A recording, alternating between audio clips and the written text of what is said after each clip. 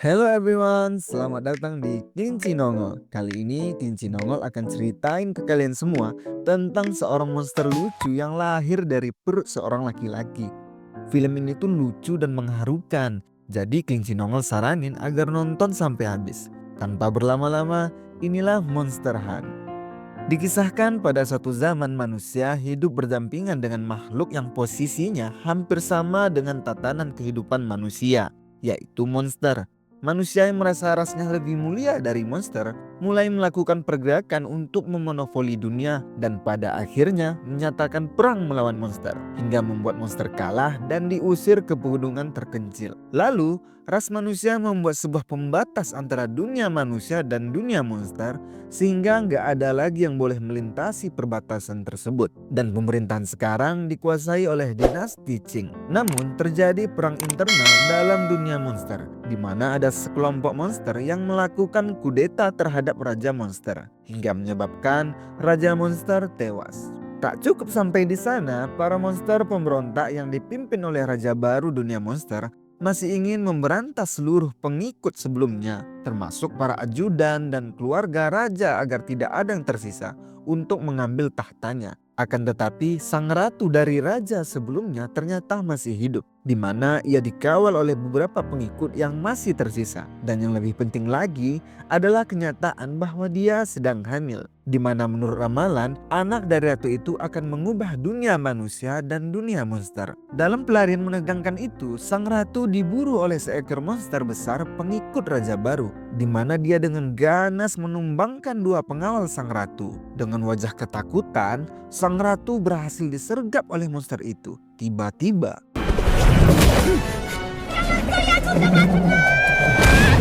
dua monster suami istri bernama Zhu Gao dan Pang Ying datang menyelamatkan. Bahkan dalam pelarian sang ratu yang lagi hamil, si Pang Ying kemudian mencoba menggunakan jutsu erotis kepada si monster.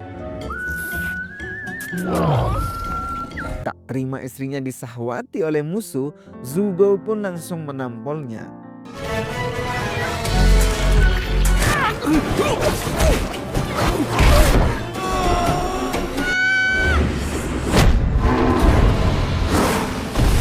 Kerjasama suami istri itu berhasil menghentikan monster ganas itu dan film pun dimulai.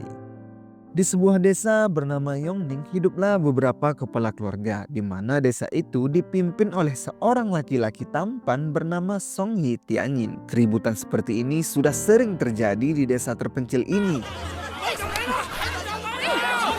Biang keroknya ya dua emak-emak ini, si Li dan Mo. Bahkan sahabat Tianyin yang bernama Xiaowu juga sering kena getahnya.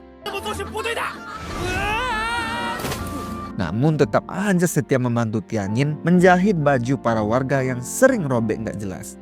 Tianyin tinggal berdua dengan neneknya yang sudah pikun dan mempunyai tabiat aneh. Jebakan yang tiap hari dibuat oleh sang nenek sudah sangat Tianyin apal.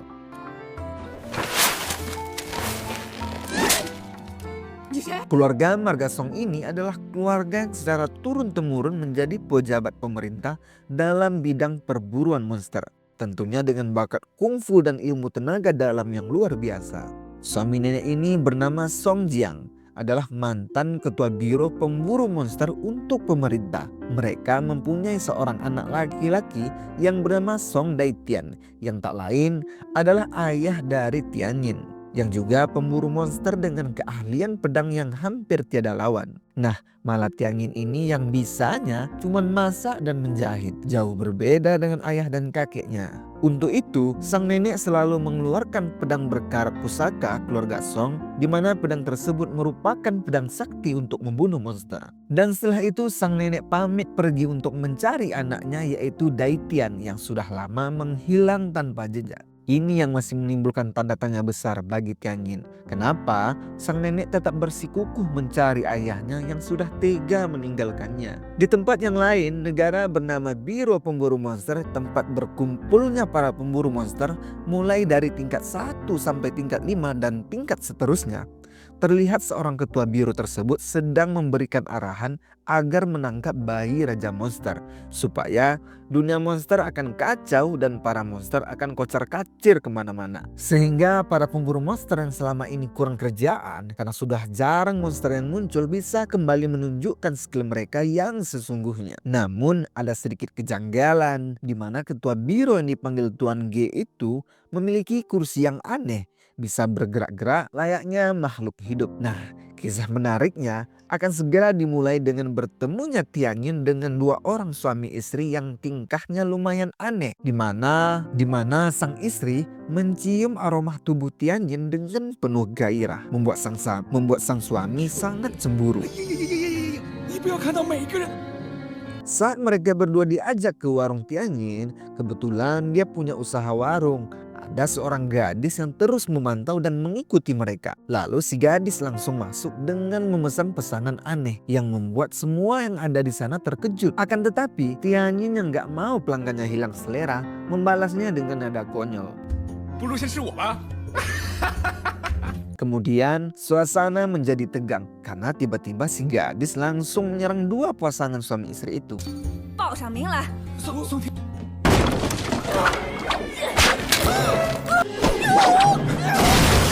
Tak terima istrinya dipukul, sang suami pun ikut nimbrung menyerang.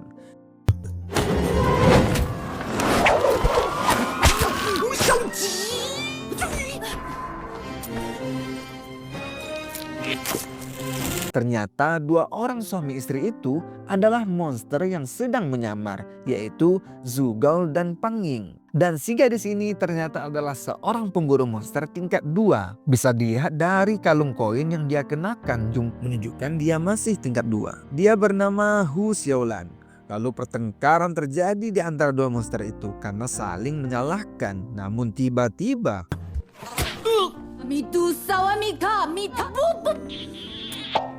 suasana menjadi romantis. Mendadak si gadis yang membiarkan kedua monster itu dari tadi akhirnya langsung menyerang kembali.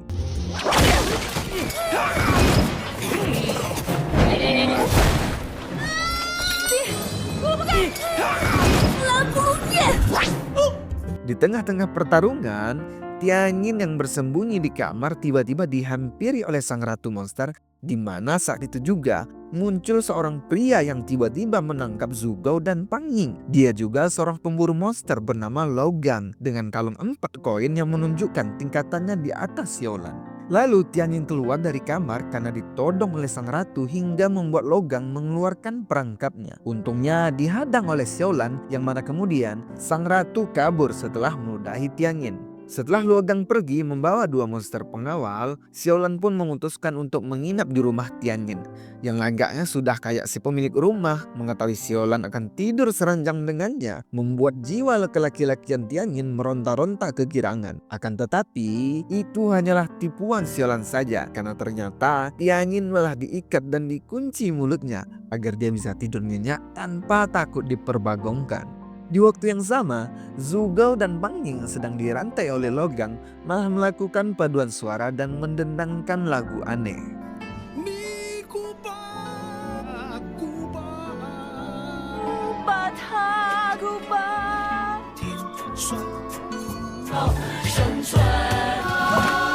Tanpa disadari, Logang yang masuk dalam suasana padu sapa para monster itu ikutan menyanyi meresapi lirik lagu tentang kehidupan yang cukup menyedihkan. Lalu secara diam-diam sambil bersandung ria, Zugao mengambil kunci rantai dari Logang. Setelah membuat Logang pingsan, mereka berdua bergegas mencari sang ratu. Sementara sang ratu saat ini sedang membawa Tianyin secara diam-diam dari tempat tidurnya melalui jalur bawah tanah. Sang ratu membawanya ke dunia monster. Ternyata sang ratu menginginkan Tianyin agar menyelamatkan bayi yang ada dalam kandungannya, mengingat keadaannya sedang hamil. Betapa terkejutnya Tianyin ketika sang ratu membuka perutnya dan mengentalkan telur bayinya ke dalam mulutnya. Lalu tiba-tiba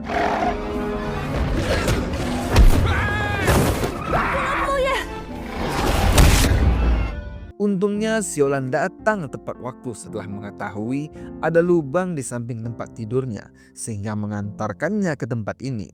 Setelah sang ratu menghembuskan nafas terakhirnya, Tianyin dan Xiaolan bergegas kabur dari tempat itu. Bagaikan suami istri dengan peran terbalik, Tianyin dan Xiaolan mulai bekerja sama untuk merawat bayi monster dalam perut Tianyin. Meski tujuan Xiaolan adalah untuk menjual bayi pangeran monster tersebut, dan Tianyin juga sudah bersepakat akan hal itu demi keselamatannya. Setelah itu, tanpa diketahui oleh Tianyin, desa Yongning ini tiba-tiba menjadi sepi, tidak seperti biasanya. Bahkan saat dia menemui sahabat Xiao, yang ditemukan malah seekor monster yang mengaku sebagai Xiao. Apa sebenarnya yang terjadi? Ternyata desa tersembunyi itu sudah diketahui oleh Tuan Ge, yang mana ternyata seluruh penduduk desa ini semuanya adalah monster kecuali Tianyin dan neneknya. Antara percaya dan tidak, Tianyin melihat monster yang mengaku Xiao sedang disiksa oleh salah satu pemburu monster anak buah Tuan Ge. Bahkan Tianyin baru tahu bahwa ternyata seluruh penduduk desa tempat ia tinggal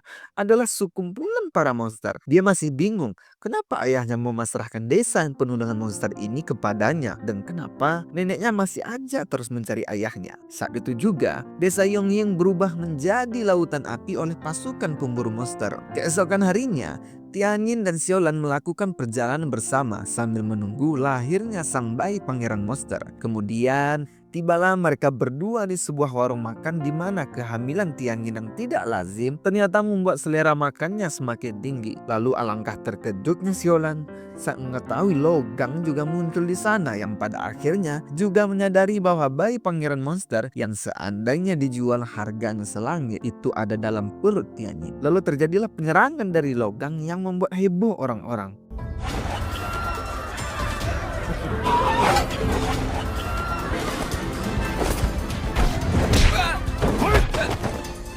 Akan tetapi, monster jahat yang juga mencari bayi pangeran monster tiba-tiba muncul. Dengan sedikit tipuan, Xiaolan membuat Logang berduel dengan monster itu, sementara dia dan Tianyin malah kabur. Dan sampailah mereka berdua di sebuah penginapan, di mana di sana ternyata sudah ada Zhugou dan Pan Ying yang lagi-lagi menyamar sebagai manusia mengikuti Tianyin. Kemudian saat sedang istirahat, Xiaolan bertemu dengan seorang wanita saat di meja makan, di mana wanita yang bernama Ying Ying ini adalah istri dari laki-laki kaya bernama Zhang Lao yang sudah lama menantikan seorang anak namun tak kunjung berbuah. Oleh karena itu, dia dan suaminya berencana untuk pergi ke sebuah restoran elit bernama Heaven yang katanya membuat menu untuk kesehatan dan kesuburan. Sementara itu, Tianyin yang sedang terlelap malah diculik oleh Zhugou dan Pan Ying dengan sangat konyolnya.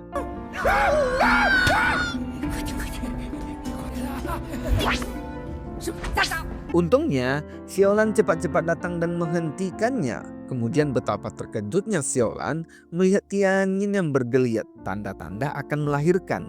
Xiaolan yang gak tahu harus berbuat apa, malah mencoba menggunakan alat seadanya. Gerusa-gerusu mereka berdua terdengar oleh Ying dan suaminya yang kebetulan lewat, dan tanpa sengaja sekilas dia melihat seorang yang dalam posisi melahirkan tanpa tahu bahwa orang tersebut adalah seorang laki-laki. Dengan rasa simpati yang tinggi dari seorang wanita yang sudah sangat lama mempersiapkan diri untuk punya anak, Ying berusaha membantu persalinan Tianyin, dan tak lama setelah cukup dihalangi oleh Xiaolan, Tianyin yang dari tadi menggeliat tiba-tiba mengeluarkan sesuatu dari mulutnya. Melihat Ying yang kaget dengan hal aneh ini membuat Xiaolan langsung membuatnya pingsan. Inilah bayi pangeran monster yang diperebutkan banyak orang. Di saat Xiaolan sibuk mengalihkan perhatian Ying dan suaminya, tanpa sadar anak kecil pemilik penginapan yang selalu dibawa oleh Ying masuk ke kamar dan bermain-main dengan bayi monster.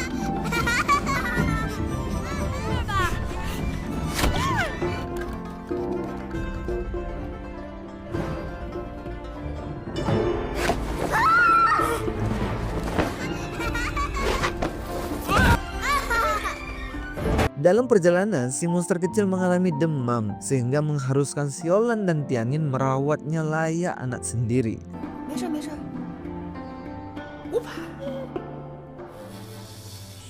Bersamaan dengan itu, Ying dan suaminya tak sengaja bertemu dengan Logang yang seperti gembel. Melihat kalung koin logam kenakan membuat suami Yin tertarik untuk merekrutnya menjadi pengawal karena tahu bahwa orang dengan kalung koin adalah seorang pemburu monster dengan kemampuan kungfu yang cukup hebat. Semakin hari, si monster kecil semakin imut dan lucu, membuat Tianyin dan Xiaolan semakin gemas dan merawatnya layaknya anak sendiri. Meski kadang kelakuan anti monster ini membuat mereka kewalahan.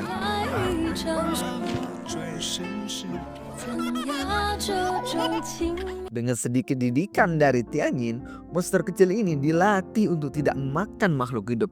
Akan tetapi, masih belum lupa sama sekali tujuan utama Xiaolan adalah menjual bayi monster ini, di mana hal itu membuat Tianyin sedih. Namun tetap aja si monster kecil tetap akan dijual. Keesokan harinya, mereka berdua tiba di kota bernama Suntian bersama si monster kecil, yang mana di kota inilah restoran Heaven berada. Saat sampai di tempat penjualan, mereka bertemu dengan seorang wanita distributor monster.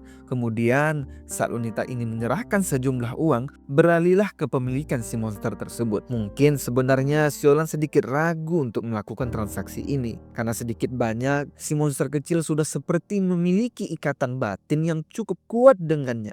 Apalagi Tianyin. Akhirnya monster kecil imut itu menangis sedih ditinggal dua orang yang sudah dia kira keluarganya.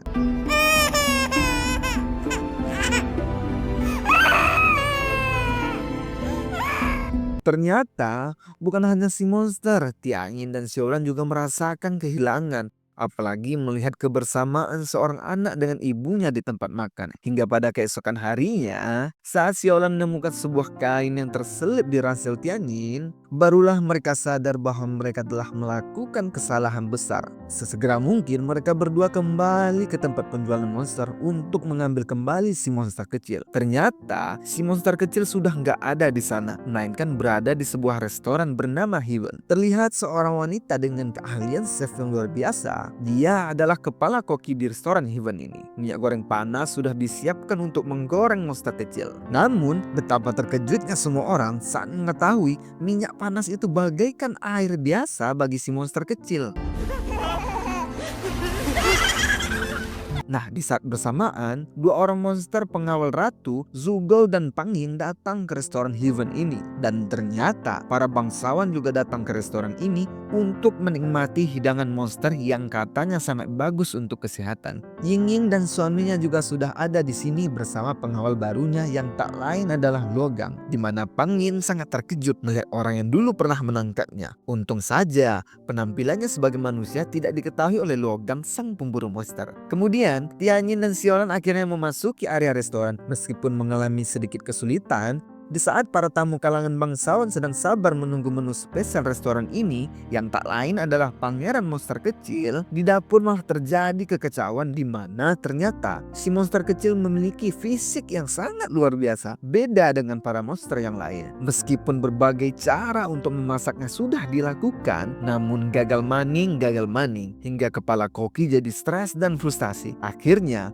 si monster kecil akan disajikan apa adanya tanpa dimasak. Tak lama setelah monster kecil dibawa untuk disajikan kepada para bangsawan, Tianyin dan Xiaolan datang dan menemukan banyak monster yang berasal dari desanya. Namun tiba-tiba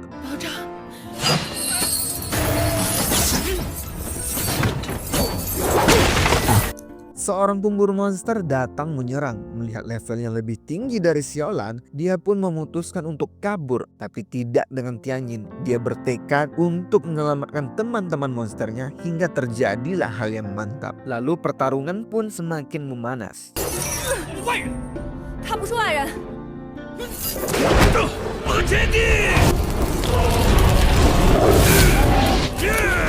Dengan sedikit keberuntungan, pemburu monster itu berhasil ditaklukkan dan para monster berhasil kabur. Di sisi lain, Zugou dan istrinya yang menemukan si monster kecil berada di lift terpaksa melepaskan penyamarannya agar memudahkan pergerakan mereka. Akan tetapi, Luogang yang sekarang menjadi pengawal pribadi Ying menemukan penyamaran kedua monster itu. Pertarungan dalam ruangan sempit itu berlangsung cukup menegangkan hingga akhirnya Luogang terjatuh. Lalu tanpa diduga, Luogang yang gak berdaya sementara akan ada benda besar menimpanya diselamatkan oleh dua monster konyol itu.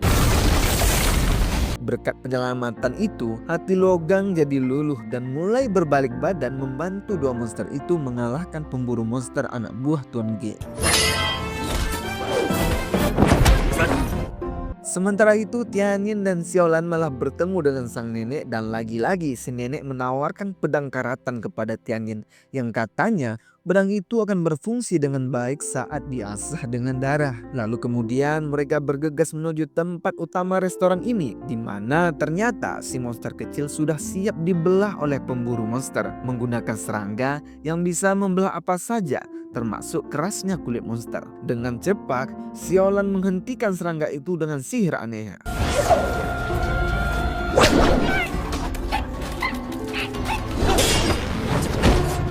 Si monster kecil pun akhirnya bisa dilepaskan. Namun, Xiaolan harus tertangkap pemburu monster anak buah Tuan G. Kemudian, betapa kagetnya semua orang saat muncul seorang nenek-nenek yang tak lain adalah neneknya Tianyin. Di mana yang paling membuat terkejut sekaligus takut Tuan G adalah kalung yang digunakan, yaitu koin yang berjumlah 10 biji. Yang mana dalam dunia pendekar pemburu monster hanya orang-orang tertentu saja yang bisa mencapai level 10. Saat ditanya jati dirinya oleh Tuan G, sang nenek malah menjawab kehebatan suami dan anaknya. Lagi-lagi si nenek memang selalu berbuat konyol, karena ternyata 10 koin itu bukanlah miliknya, melainkan milik suaminya dulu dan anaknya. Dia pun akhirnya juga berhasil dilumpuhkan bersama Xiaolan.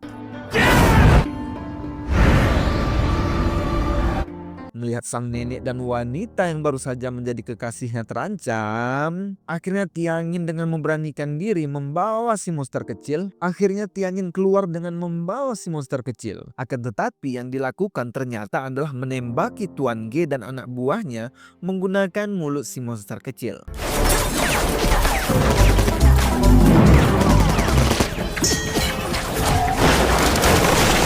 Wajah Tuan G pun terkena serangan yang cukup mantap itu. Nah, dari sini terungkap sebuah fakta bahwa Tuan G ini sebenarnya adalah monster yang menyamar sebagai manusia dengan banyak lapisan agar tidak diketahui identitas aslinya. Pantas saja dia mempunyai kursi yang aneh. Lalu dia pun membesar dan mengamuk. Para pemburu monster yang awalnya adalah anak buahnya kini juga menyerangnya. Ternyata dia monster yang melakukan kudeta di dunia monster, di mana dia menginginkan kematian anak dari Raja Monster dulu, agar Raja Monster yang sekarang bisa dengan tenang menduduki tahta raja di dunia monster tanpa takut akan dikudeta balik oleh anak sang Raja Monster sebelumnya, yang tak lain adalah si monster kecil. Saat semua pendekar kewalahan menghadapi sang monster, tiba-tiba sang nenek menghampiri Tianyin dan memberikannya pedang berkarat warisan keluarga itu. Akan tetapi, dia malah terhempas dan tertusuk pedang itu. Dalam keadaan sekarat, si monster kecil berusaha membantu mengangkat pedang berkarat itu dari tubuh Tianyin hingga tangan mungilnya berdarah. Betapa anehnya, pedang berkarat itu menjadi pedang yang seperti baru diasah. Anehnya lagi, Tianyin malah bisa bernafas lagi. Dia pun semakin terdepan menghadapi musuh, bahkan menggunakan jurus warisan keluarganya.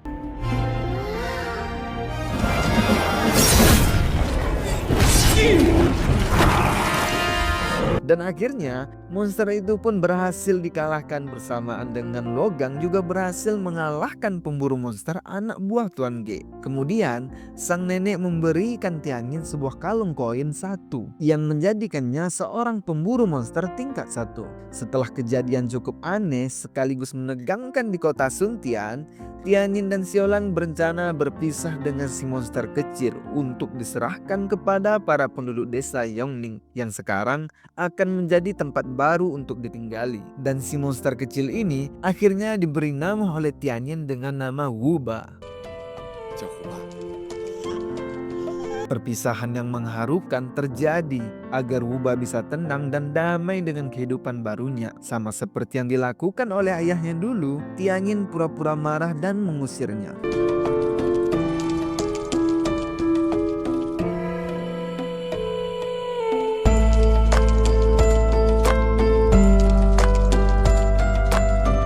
Padahal dalam hatinya ia sangat menyayangi Wuba. Nah, selanjutnya Tianyin dan Xiaolan akan berkelana memberantas seluruh monster jahat sekaligus mencari keberadaan ayah dari Tianyin. Dan Wuba akan menjalani kehidupan bersama para monster penduduk desa Yongning di tempat yang baru. Itulah cerita film dari Monster Hunt. Apabila ada kritik dan saran, silakan tulis di kolom komentar. Dan semoga semua yang menonton channel ini diberikan kesehatan. Saya Andres, terima kasih.